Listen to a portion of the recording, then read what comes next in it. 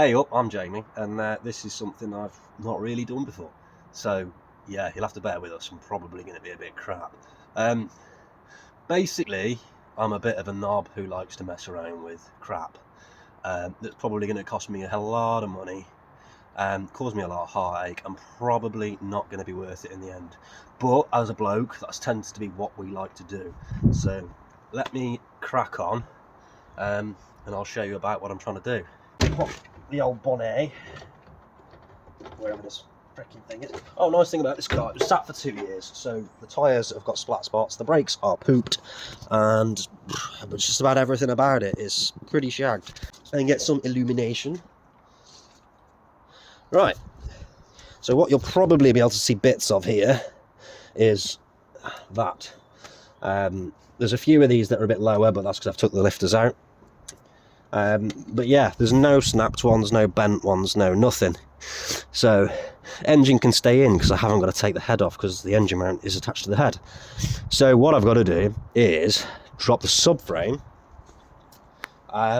take the gearbox out, and then the flywheel, and then the timing cover, because BMW, again, brilliant company, thought, you know what, let's put the timing chain in between the engine and gearbox because it's a lifetime part. It's going to last the lifetime of a vehicle. Their idea of a lifetime is 100,000 miles. So first user, fine. Second user, maybe. Third person onwards, you're fucked. So yeah, basically they've got 3 timing chains on these. There's a lower one for the oil pump. There is a mid chain which goes from the crank to the fuel pump. Now the sprocket on the crank is actually machined directly to the crank. So if you strip that, you've got to have a new crank. Stupid idea yet again. The third chain is the top one, which joins from the fuel pump sprocket up to the cams. Now the cams are driven by a gear in between themselves, but the main drive is just from a chain sprocket. That's the one that's snapped on this one, so the fuel pump is actually still timed to the engine. Oh, and the fuel pump as well, they last about 100,000 miles and the seals give up. So there's going to be a later video where instead of paying £300 for a recondition pump, or the £1,600 it's going to be for a brand new one, I am going to buy the £35 rebuild kit for the seals, and I am going to build it myself. So I'm either going to screw that up or succeed, one of the two. That's going to be a fun one. We'll see how it goes.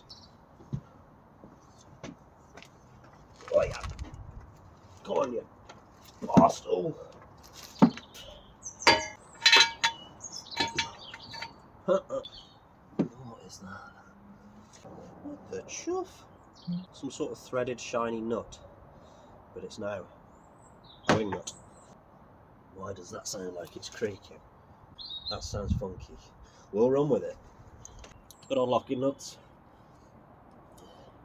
Thankfully, these people left me the key, which is very kind of them. Otherwise, I'd have had to get out the welder and do a bit of sticky, melty, which I enjoy. However, I can't really be arsed. Hold on. I fucked up here. I forgot to crack wheel nuts before I lifted it up. Great idea. Plan.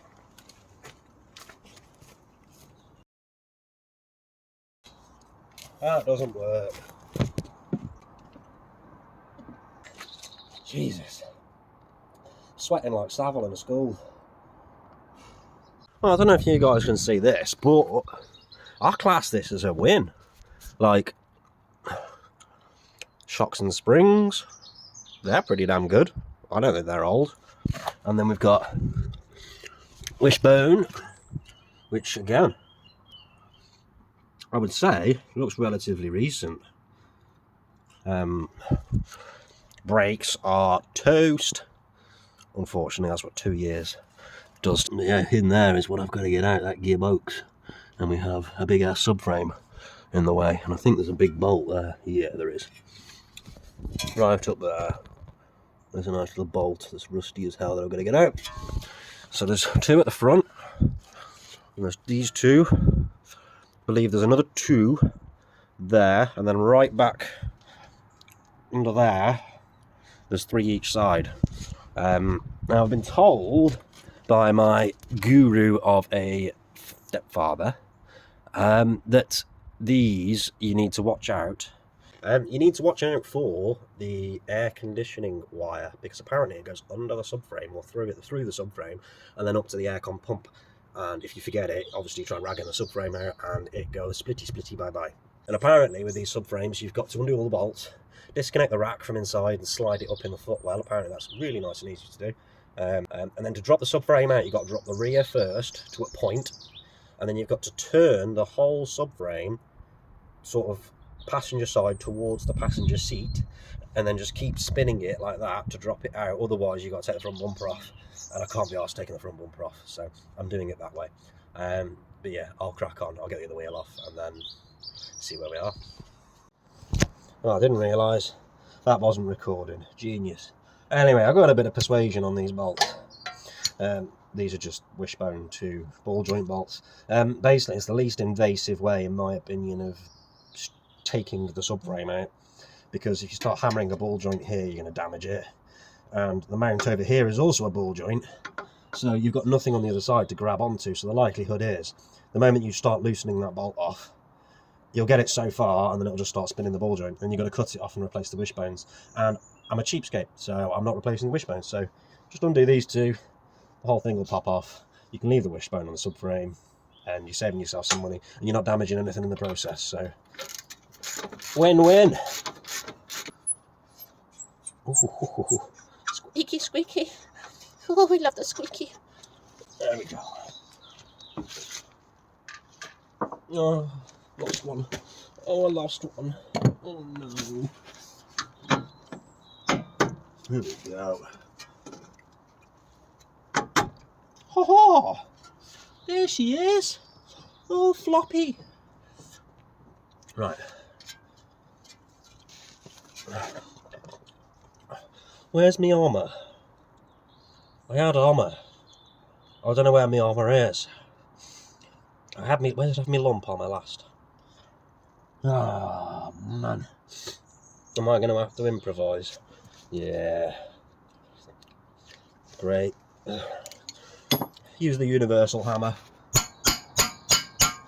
In theory, you should put the nut back on when you're doing that, but because I'm only hitting it with this, it's not really going to bend it over. But yeah, if you whack this part with a hammer, the stub of the drive shaft, you'll basically ball the end of the pin over, and you won't be able to get the nut back on. So don't do what I'm doing, put the nut back on, but it's only taking a little tap, so it'll survive.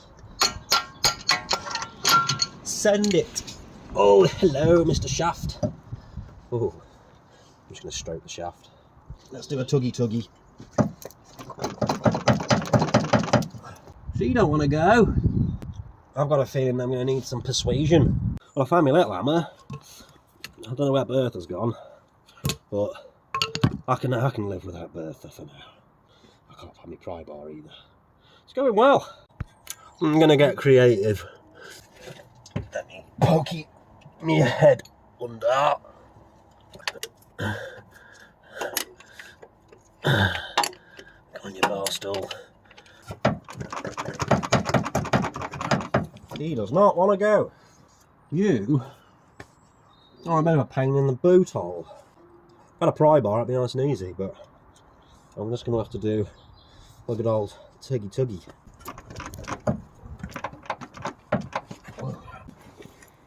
Well, that's not working. There's Homer. There's Homer. What we've got is there's a circlip on the other end of it. With it being sat for so long, it hasn't had any oil circulating around it. She's probably not going to want to come very quietly. There is the aforementioned aircon wire. There's my current nemesis. The other side should be a bit easier because it's a solid bar, so I can actually give it a little bit of a tuggy and get somewhere with it. External slave cylinder though, that's nice. Yeah, that means there's a nice big flappy plate inside that's perfect for falling apart and losing the clutch. Let me just set my ugly mug up over there. Oh, it fluffing moved. It fluffing moved. You didn't see this on camera, but I've been at this for about half an hour. All those guys who do the nice new modern cars that have been crashed.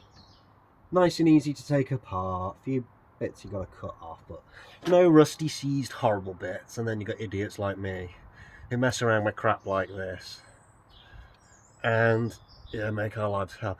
I mean, to be fair, this has only been sat 2 years, so I can only imagine what 40 is going to be like.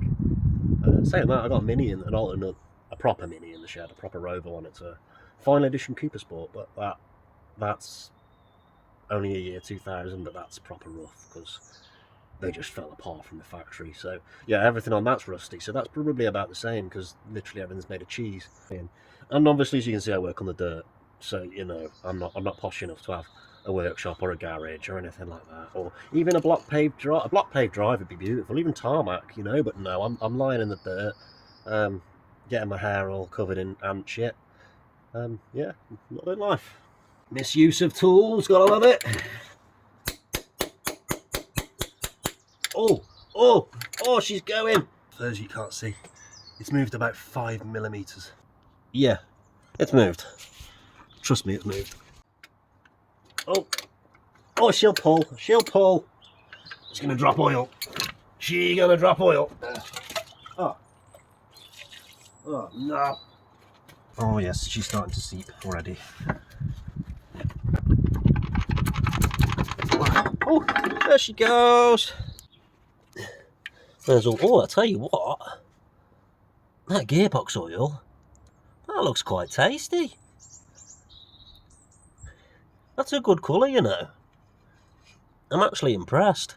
I think somebody did look after it to a point, but it's these service intervals that kill them. These 18,000 mile intervals, they're just terrible. And by the time you hit 10,000 mile, your oil's scrap. It's broken down. It's absorbed too much shit, especially with EGRs and modern stuff like that. You get bits of diesel and carbon in the oil, and it's just useless. But it just knackers up the chain, especially on these, because they've got, it's some I don't know what it is. It's got a special coating on the chain, basically. If you use the wrong oil, the coating breaks down and then it wears, which is what has happened.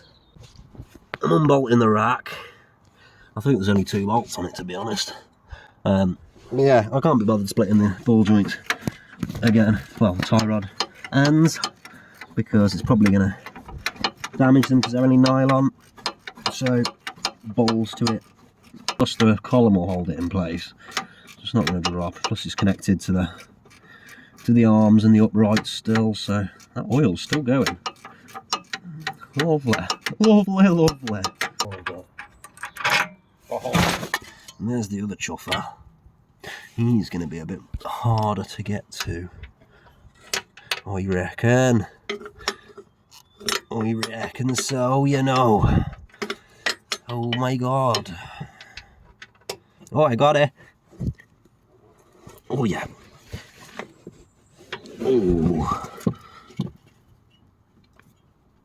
Oh, she tight.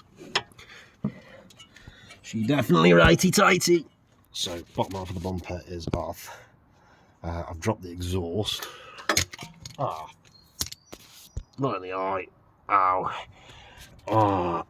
Anyway, yeah. So the exhaust I've chucked over there out of the way. To clear the subframe. Everything's disconnected from subframe now. So yeah, I'm just going to crack on, carrying on taking these subframe bolts out. You can see, I've let you guys miss out the boring part, but the subframe is out. What I've done is, I've just popped the ball joints on the drop links, because drop links are pennies. So, and that one's broke anyway. But I now have a nice big access hole for me to drop the gearbox out. Anyway, there you go. You got a clearer view now. But yeah, basically now subby's off, I can get the box out, leave the engine in. Rack is just chilling out. It's still attached to the column. I've just realised I've been letting it fricking rain all over me top of my engine. No. Tube. Right, so we've got a nice new chain kit here. BMW use IWIS and stuff for their timing chains. So as we can see here, this is all IWIS chains and tensioners and guides. Now these are the updated ones. These are the ones you want. So these have got the reinforcements built into the actual guides to stop them collapsing. There's the fuel pump sprocket, cam sprocket, tensioner, new oil seal. There is some sort of vacuum sensor. I don't actually know what that does, but it's in there. We've got a tensioner and 2 chains. The only one I haven't got is the oil pump chain, because they don't give you that. So that's a separate item at £30. So no biggie. It'll be fine. So yeah, we're going to get going and trying to get this in. Unfortunately, you guys have missed a bit, because to be honest, it was a tedious, horrible, pain in the ass of a job. But, so, update on where we are is the gear linkage is off. Pain in the ass, not much movement and not much room. Inlet manifold's got to come off. The throttle, well, the shut-off flap has got to come off. It's not really a throttle body on a diesel, it's just a shut-off flap. Yeah, I'm just undoing the bolts now all the way around on the gearbox. I've got a little bit of a rotten pipe, which I don't really like the looksies of too much, and to be honest, it feels a bit wet. So I'm going to be replacing that, I think. Yeah, all good fun. Waiting, but I'll pop back once I've got this gearbox off. Right, I've got to a stage where gearbox is ready to come out. All the bolts are undone, the mounts undone, everything's ready. And this is my jerry rig to hold the engine up. So fingers crossed. Oh, that's not going anywhere. Be alright. Be alright. So now, trolley jack under the gearbox. Yeah, it's just a case of take the gearbox out. Why I've strapped it from the top is so I can get the sump off, because it makes sense. So yeah, gearbox off. Let's have a go. She's down and she's out. Sorry I couldn't video that part, but I had to have both hands and concentrate a little bit, so apologies. But it's out and it's done. So now it's the fun part. Get the flywheel off, timing cover off, and rock and roll. Oh, right, we have a nice little bit here. This part's fun. Sat 2 years, seized that clutch.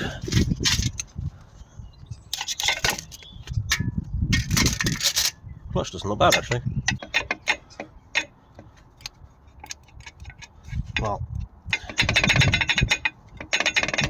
I would say that flywheel is about buggered. I mean, they shouldn't move that easily. So, lovely, add it to the list. As you can see, I've done a little bit of a cheat on this flywheel, because the locking kit hasn't arrived for the timing. So, I can't lock the crank. So what I've done, whacked a couple of the pressure plate bolts back in, wound them in a good few, you know, a good way, and then just whacked an extension up there, wedged it. Works a treat. So, we're at a point. I'll get you zoomed out. So, timing cover's off, sump is off, pain in the arse, everything's out, and that is what is left of the timing chain. To be fair, at the bottom is actually alright. That's an original one as well, it's an original iWis. So, we've got no issues with the bottom part, really. It looks right, bar bits of tensioner just chilling out in there. But other than that, it's actually pretty good. Crank looks okay. Now the teeth on the bottom sprocket aren't fucked, that's a positive. And the inside isn't absolutely mullered, which is also a nice bonus. That's very, very positive. We like. So there's your fuel pump sprocket. So if I fly that off, I should be able to do a rebuild on it. Where the pump is, I'll just take the whole pump off, to be honest. It's probably going to be a safer bet, but we can see wedged up inside the strainer. There is, I've already pulled a bit out, unfortunately, but yeah, there's a piece of tensioner up there, and odds and sods. However, the sump, the torch isn't doing much justice, but there's no metal. There's no bits of metal, which is positive in one way because that means the bearings hopefully won't be shagged. I'm probably going to pull off, I'll probably pull off bearing cap 4 because that's furthest away from the pump. If bearing cap 4's alright, the others will be. So, but it turns over freely. We're all good on that front. But to get to this stage, if anyone's got one of these engines, you're going to have a day at least and a lot of patience, unless you've got ramps and hoists and everything else, because this is an absolute freaking nightmare of a job. And I'm going to be honest, I'm probably not going to do it again anytime soon. Yeah, I'm not 100% enjoyed this, to be honest. This has probably been, it's been the most tedious access to a timing chain I've ever had to do. And to be honest, the gearbox, it wasn't too bad, but it was a freaking faff. They shoehorned, this block is the same as the 2 litre block, so they've shoehorned a relatively large block and gearbox into quite a small car, and there's just fuck all room to do anything. So, hey ho. But timing chain, access, lovely, crack on. I've jumped forward a bit.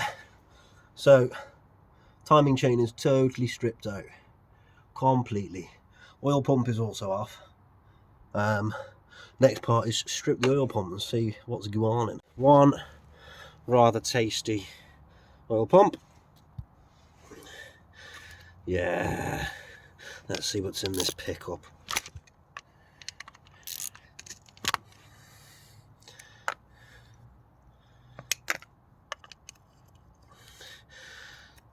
Always excites me, this part. Oh, it's too much excitement. I'm gonna have to go to bed. Oh, let's see what goodies she's holding for me. What are we reckoning? I reckon not too bad, but lots of pieces of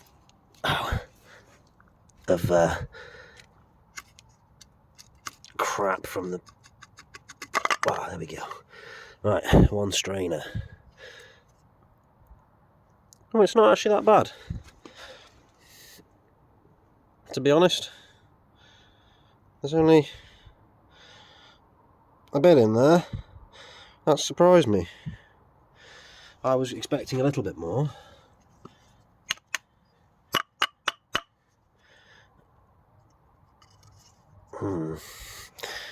She's a bit more baked on than that. Like that. That sounded better. Oh, they're coming out. I think that's going to be a soaking petrol job, to be honest. It doesn't look pretty in there. Is there any way of separating it? It's only a bit of plastic. I know it's welded together. It's bloody welded together. You can't get in to clean it, so it's just a case of bite the bullet and get on with it. But yeah, I mean, the oil pump doesn't look absolutely terrible. It's span free, so I'm going to hazard a guess as to it's probably going to be alright. Who knows? But anyway, I'm calling it quits for a night there. I've got everything stripped. I can't do bugger all until the timing kit arrives. So yeah, we're just going to have to wait, I think. Get chain kits inside, ready to rock. We're pretty much flying. I say flying, it's took me all fucking afternoon to get that gearbox out and get that cover off. What a fun job. Never again. Never again. Anyway, enjoy, and I'll catch you in a bit.